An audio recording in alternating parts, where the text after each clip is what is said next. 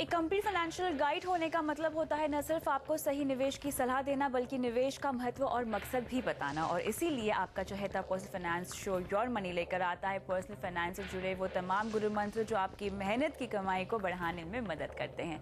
नमस्कार, मैं हूँ कविता थपलियाल और इस नए वक्त पर स्वागत है आपका योर मनी में।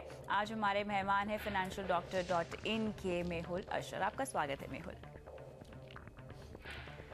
कौन से म्यूचुअल फंड आपको खरीदने चाहिए ये तो हम आपको बताते ही रहते हैं, लेकिन आज हम चर्चा करेंगे म्यूचुअल फंड खरीदने के तरीकों के साथ। और सबसे पहले यहाँ बारी आती है मेहुल डायरेक्ट प्लान की, जो कि आजकल काफ़ी चलन में है। इनफैक्ट कई रिपोर्ट्स में हमने देखा है कि डायरेक्ट प्लान्स खरीदने जो वाले जो निवेशक है उनमें भी इजाफा होता हुआ लगातार हमने देखा है। क्या होते हैं डायरेक्ट प्लान? ओके हर फंड के दो अलग किस्म के प्लान लास्ट ईयर जब सेबी ने जो डायरेक्ट प्लान्स थे वो लॉन्च किए। सेबी ने परमिशन दे रहा था कि जो फंड्स में कोई एक्स्ट्रा डिस्ट्रीब्यूशन कॉस्ट नहीं लग रहा है, जैसे एडवाइज़र कॉस्ट नहीं लग रहा है, तो वहाँ पे वो डिस्ट्रीब्यूशन कॉस्ट जो है वो ऑटोमेटिकली एक इन्वेस्टर को उतना डिस्काउंट मिल जाना चाहिए। सो बेसिकली एक फंड मैनेजमेंट चार्ज होता है हर फंड के अंदर, जो एक फंड मैनेजमेंट कंपनी चार्ज करती है। अभी वो charge depending on the funds, जैसे लिक्विड फंड में 2-3 पैसा 5 पैसे से लेके इंक्रीज होके प्रॉब्ली एक इक्विटी फंड के अंदर ऑलमोस्ट 2.15% तक जा सकता है।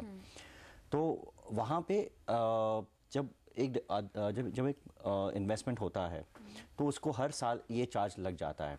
जो डायरेक्ट प्लान है उसमें वो चार्ज डिस्काउंट हो जाता है। तो दैट मीन जो डिस्ट्रीब्यूशन कॉस्ट सपोज था कि वो 50% डिस्ट्रीब्यूशन कॉस्ट है या 1% डिस्ट्रीब्यूशन कॉस्ट है, तो वो ऑटोमेटिक डिस्काउंट होके उतना कॉस्ट कम हो जाती है। बिल्कुल, तो यहाँ पर जो है फंड मैनेजमेंट कॉस्ट है वो नहीं लगाया जाता है डायरेक्ट प्लान में, और इस लिहाज से क्या हम कह सकते हैं डायरेक्ट प्लान सस्ते होते हैं?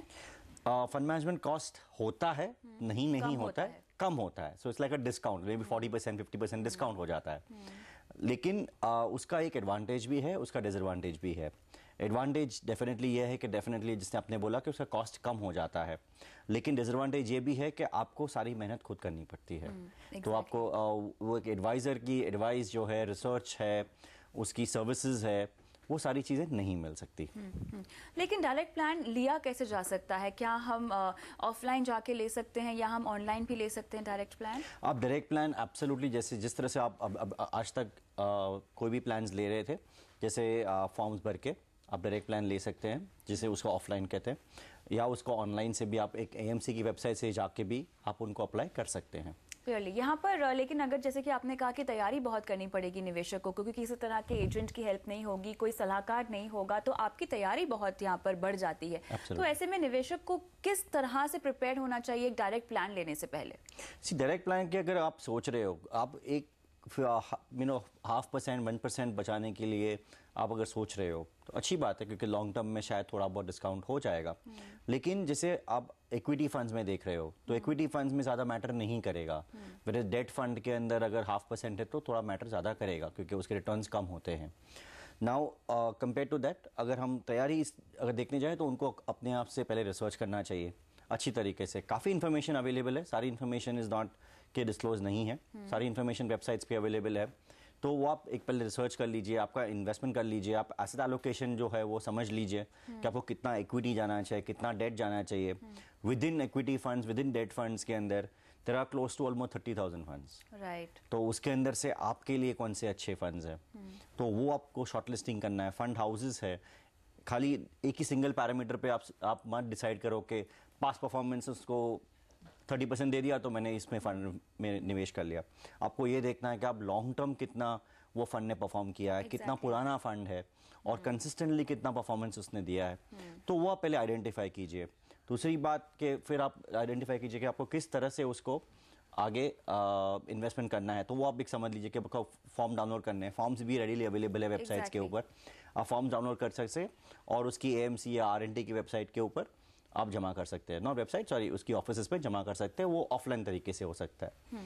ऑनलाइन तरीके के लिए unfortunately it is not that सेवी, क्योंकि ऑनलाइन में काफ़ी प्रॉब्लम्स अभी तक आयन आउट नहीं हुई है। बिल्कुल, तो इसके बारे में तो हम आगे चर्चा करेंगे, लेकिन अगर मैं डायरेक्ट प्लान पर ही आऊँ, क्या मुझे केवाईसी करवानी पड़ेगी अगर मैं एक नया निवेशक हूँ? एब्सोल्युटली। तो केवाईसी तो जो वो नॉर्म्स जो है वो कोई चेंज नहीं हो सकती। तो जैसे आपको केवाईसी तो आपको डेफिनेटली करवानी है, और चाहे आप कुछ एडवाइजर के थ्रू करें या चाहे आप डायरेक्ट करें। तो मेरे पास अगर एक पोर्टफोलियो है जहां पर मैंने किसी सलाहकार से सलाह लेके कुछ फंड्स अपने पोर्टफोलियो में शामिल किए हैं, या अगर मैं डायरेक्ट प्लान नहीं मैंने लिया है, लेकिन अब अगर मुझे कोई फंड जोड़ना है और मैं डायरेक्ट प्लान चाहती हूँ, तो क्या ये पॉसिबल है? एब्सोल्युटली। तो आप उसी फोलियो के अंदर भी आप वही डायरेक्ट प्लान में शिफ्ट कर सकती हैं। आप वही फंड्स जो है उसको भी आप स्विच कर सकती हैं, और आप वही फंड्स को आप कंटिन्यू भी कर सकती हैं। सब ऑप्शंस अवेलेबल है। क्लियरली यहाँ पे डायरेक्ट प्लान का चलन तो बहुत ज्यादा बढ़ रहा है, लेकिन साथ ही डायरेक्ट प्लान खरीदना तो सस्ता होता है, लेकिन इसके साथ जुड़े हुए हैं कई सारी चीजें, जैसे कि सबसे पहले निवेशक को पता होना चाहिए कि उसे कहाँ निवेश करना है, कितना निवेश करना है। अपना होमवर्क बेसिकली आपको सही रखना होगा डायरेक्ट प्लान लेने के लिए। चलिए, इसी के साथ वक्त है एक ब्रेक का, लेकिन ब्रेक के बाद हम आपको बताएंगे कि ऑनलाइन म्यूचुअल फंड खरीदने में कितने पैंच, और क्या आपको ऑनलाइन म्यूचुअल फंड खरीदना चाहिए या नहीं, बताएंगे आपको इस ब्रेक के बाद।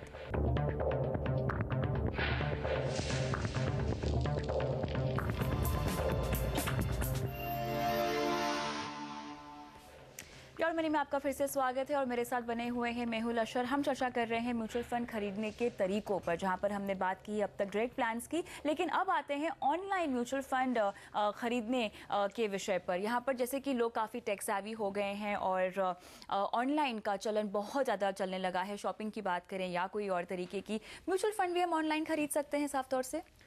जी बिल्कुल, आप ऑनलाइन डेफिनेटली खरीद सकते हैं। अनफॉर्चुनेटली म्यूचुअल फंड इंडस्ट्री जो है वो उतनी ऑनलाइन टैक्स सेवी नहीं हुई है। ओके। तो उसमें इश्यूज काफ़ी सारे हैं, क्योंकि एक्चुअली क्या है कि जब आप म्यूचुअल फंड इन्वेस्टमेंट करते हो उसमें वेरिएबल्स ही बहुत ज़्यादा हैं। तो आप कौन से प्लान्स ले रहे हो, कौन से ऑप्शंस डाल रहे हो, आपके पास SIP ऑप्शंस है, आपके पास STP ऑप्शंस है, आपके पास डेली STPs है, आपके पास मल्टीपल STPs ऑप्शंस है, मल्टीपल SIP ऑप्शंस है। तो बिकॉज ऑफ दैट कहीं ना कहीं, और हर AMC को अपना प्रोडक्ट बेचना है, तो हर AMC ने अपनी अपनी वेबसाइट तो बना के डेफिनेटली रखी है। डेफिनेटली आप उनके पास से इन्वेस्टमेंट भी कर सकते हैं, लेकिन वापस रेगुलेटरी इश्यूज जैसे है कि आपको KYC डॉक्यूमेंटेशन सबमिशन करना है, आपको फोलियो जनरेट करवाना है, आप जब फर्स्ट टाइम इन्वेस्टमेंट करते हो, तो प्रॉब्लम ये है कि आप अगर ऑनलाइन इन्वेस्टमेंट करते भी हो, सपोजिटली आपने कभी एक फॉर एग्जांपल एक रिलायंस की वेबसाइट ले लीजिए आप, या HDFC की वेबसाइट ले लीजिए, आपने कभी वहाँ से खरीदा नहीं है, या कोई इन्वेस्टमेंट आपके वो फंड हाउस में नहीं है, तो प्रॉब्लम ये होगा कि आपको पहली एप्लीकेशन जो है वो आपको मैन्युअली करनी है। अच्छा। एक फोलियो जनरेट करवाना है। ओके। वो फोलियो जनरेट होने के बाद ही आपको एक ऑनलाइन का ID पासवर्ड मिलेगा। प्लस हर साइट के लिए आपको एक अलग ID और पासवर्ड मिलेगा। हर एक साइट की जो फंक्शनलिटी है वो भी अलग अलग है। तो वो भी आपको समझना पड़ेगा कि किसी का पहले आप एक डेटा डाल रहे हो फिर दूसरी डेटा डाल रहे हो, तो the patterns are all different. तो they are difficulties which are there. So though online become easy, but unfortunately ये इंडस्ट्री अभी तक वहां तक शायद नहीं पहुंची है। बिल्कुल, लेकिन मेहुल यहाँ पर हमने कई सारे फंड हाउसेस को भी लॉन्च होते हुए देखा है, तो क्या ये फंड हाउसेस भी तैयार नहीं है ऑनलाइन म्यूचुअल फंड्स बेचने के लिए? नहीं, फंड हाउसेस डेफिनेटली, आप जैसे मैंने कहा कि हर एक की अपनी अपनी वेबसाइट है, बट आप जब पोर्टफोलियो अपना बनाते हो तो आप सारे फंड्स एक ही फंड मैनेजर नहीं काम करते हो, तो आप मल्टीपल फंड मैनेजर्स यूज कर रहे हो। तो क्योंकि आप multiple fund manager, it's like saying कि आप एक HDFC से ले रहे हो, आप एक रिलायंस से ले रहे हो, एक बिरला से ले रहे हो, तो जैसे आप हर बैंक अलग अलग होती है, हर बैंक का सिस्टम अलग होता है, इसी तरह से फंड हाउस का भी हर फंड हाउस का सिस्टम अलग है। जो पोर्टल्स होते हैं, जो म्यूचुअल फंड्स पोर्टल्स होते हैं, क्या उनसे खरीद सकते हैं हम ऑनलाइन? वहाँ पे भी सेम सिचुएशन है, वहाँ पे भी कोई डिफरेंट नहीं है। सब ने काफ़ी सारे ऐसे भी है कि जिसने बैंक्स है या किसी एजेंट्स है, उन्होंने खुद ने अपनी एक सॉफ्टवेयर बना के उन्होंने एक सिस्टम बनाई है, लेकिन अनफॉर्चुनेटली उसके बावजूद भी वो बैक एंड पे पूरा ऑनलाइन नहीं हो रहा है। तो उसके बैक एंड पे उसके बाद भी मैनुअल इंटरफेरेंस है। तो आप ये नहीं बोल सकते हो कि ये complete seamless online system, reliable online system है। सो आई वुड से कि हाँ, उसमें ऐसा नहीं है कि आपका ट्रांजैक्शन अटक जाएंगे या रुक जाएंगे, लेकिन आपको जो डिफिकल्टीज है वो काफ़ी सारी है। तो अल्टीमेटली हो ये जाता है कि आप फाइनली आप यही सिस्टम पे आ जाओगे कि मैं ऑफलाइन कर दूं इतनी फास्टर, थोड़े पैसे ज्यादा देकर मैं ऑफलाइन ही ले लूं। नहीं, पैसे क्यों आपको ज्यादा देंगे, आप डायरेक्ट प्लान भी आप डायरेक्टली ले ही सकते हैं। Right, it's just a matter. See आप the difference between direct plans and online has no correlation. आप ऑनलाइन के अंदर भी आप डायरेक्ट प्लान्स भी ले सकते हो, आप ऑनलाइन के अंदर भी आप थ्रू एजेंट भी ले सकते हो। आप सेम चीज से सेम सिचुएशन होती है वाइस वर्सा। जैसे आपने ऑनलाइन या ऑफलाइन दोनों में से दोनों तरीके से आप डायरेक्ट प्लान दे सकते हो, दोनों तरीके से आप एजेंट के थ्रू जा सकते हो। क्लियरली, तो यहाँ पे निवेशक को सलाह हम यही देंगे कि अगर आप खुद रिसर्च वर्क कर सकते हैं, खुद अपने पोर्टफोलियो को ट्रैक कर सकते हैं, तो आप डायरेक्ट प्लान ले लें। और यहाँ पर समझदारी ये होगी किसी एजेंट के द्वारा, या आप ऑफलाइन जाकर ले सकते हैं, राइट। और ऑनलाइन के लिए आपको थोड़ा सा और इंतजार करने पड़ेगा, क्योंकि जैसा कि मेहुल ने बताया कि इंडस्ट्री अभी उतनी तैयार नहीं है इसके लिए, लिहाजा ऑनलाइन म्यूचुअल फंड ना लेके आप डायरेक्ट प्लान की तरफ अपना रुख कर सकते हैं, या आप नॉर्मल प्लान भी ले सकते हैं। लेकिन जो अपना निवेश का जो आपको पोर्टफोलियो है, उसके लिए आप चाहे एजेंट की तरफ से जाएं या कोई आप हेल्प ले लें, आपको खुद को अपने निवेश के बारे में पता होना बहुत ज़्यादा ज़रूरी है। ये बात ज़रूर ध्यान में रखें। चलिए आगे बढ़ते हैं और अब शुरुआत करते हैं सवाल जवाब के सिलसिले के साथ, जहाँ पर हमें आंचल ने सवाल पूछा है। आंचल हमारे साथ फोन लाइन पे हैं। हाँ जी, हाय मैम। हाय, गुड इवनिंग आंचल। अपना सवाल आपने हमें भेजा है, बताएं आपका लक्ष्य क्या है? केवल आपको अपने बच्चे की पढ़ाई के लिए एक फंड जोड़ना है अपने पोर्टफोलियो में? मैम मेरे 3 लॉन्ग टर्म गोल्स हैं। एक higher education for child, one is retirement plan and another is child's wedding. तो सब में चाइल्ड्स वेडिंग के लिए मेरे पास अराउंड 25 इयर्स का है अभी time. For child's education 20-21 years का टाइम है मेरे पास, और रिटायरमेंट में अनदर 25-30 इयर्स। ओके। तो और इन गोल्स के हिसाब से मैं कुछ इन्वेस्टमेंट करना चाहती थी कि ताकि आगे जाके मेरे लिए बर्डन ना हो। लेकिन आपका फाइनेंशियल टारगेट क्या है रिटायरमेंट के लिए, अगर मैं जानना चाहूँ तो? मैंने सिर्फ टारगेट फिक्स नहीं किया है, but I needed your advice also कि आगे 25-30 साल बाद अगर रिटायर हुए तो what should be a value for person of like मेरा अभी 10 लाख के करीब का पैकेज है अगर, तो what should be a value that I should target for. ठीक है। और साथ ही आपने अपनी बच्ची की पढ़ाई के लिए भी एक फंड जोड़ना है अपने पोर्टफोलियो में, तो उसके लिए कोई खास लक्ष्य आपने तैयार किया है? कितने सालों के बाद आपको कितने पैसों की जरूरत पड़ेगी? अगर मैं आज के टाइम के हिसाब से देखूं मैम, तो हायर एजुकेशन के लिए 5-6 लाख डोनेशन प्लस फिर ईयरली फीस भी देखूं तो एक बारी में लमसम मेरे को लगता है 10 लाख से एटलीस्ट चाहिए। अगर मैं इन्फ्लेशन ऐड करूं तो प्रोबेबली अनदर 15-20 लाख ऑफ मेरे को हायर एजुकेशन के लिए चाहिए। राइट। और ये आपको कितने सालों के बाद लगेगा? 25, 20 या 21। ठीक है, चलिए। और इनके पोर्टफोलियो में फंड्स क्या हैं आपको एक बार फिर से बता दें हम। फ्रैंकलिन टेम्पल्टन स्मॉलर कंपनीज का फंड इन्होंने इंक्लूड किया हुआ है। 5,000 रुपये महीना डालती हैं इसमें। ICICI Pru focus blue chip में डालती हैं 15,000 रुपये हर महीना। इसके अलावा HDFC मिड कैप अपॉर्चुनिटी है जिसमें ये 1,000 रुपये डालती हैं, और साथ ही FD है 5 लाख की, और इनके पति का PPF है जिसमें 50,000 रुपये इन्होंने इन्वेस्ट किए हुए हैं। चलिए, आंचल को किस तरह से अपनी फाइनेंशियल प्लानिंग करनी चाहिए और क्या क्या लूप होल्स हैं उनके पोर्टफोलियो पे, इस पर करेंगे चर्चा मेहुल से, लेकिन इस ब्रेक के बाद।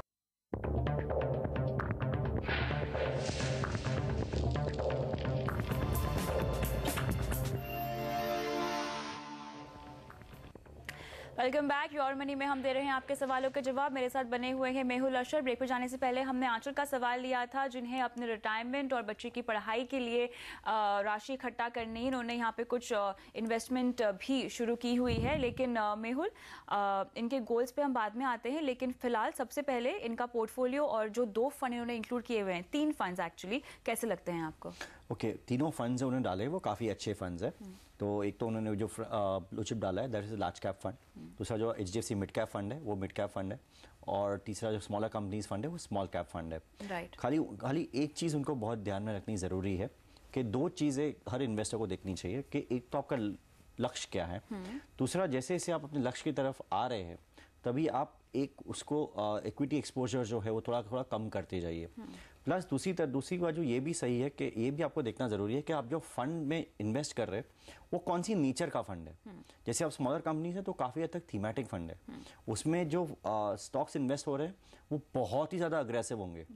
तो या तो बहुत अच्छा परफॉर्म करेगा या बिल्कुल ही परफॉर्म नहीं करेगा। तो अगर मार्केट डाउन ट्रेंड पे होगी तो वो अंडर परफॉर्म भी उतना बुरी तरह से करेगा।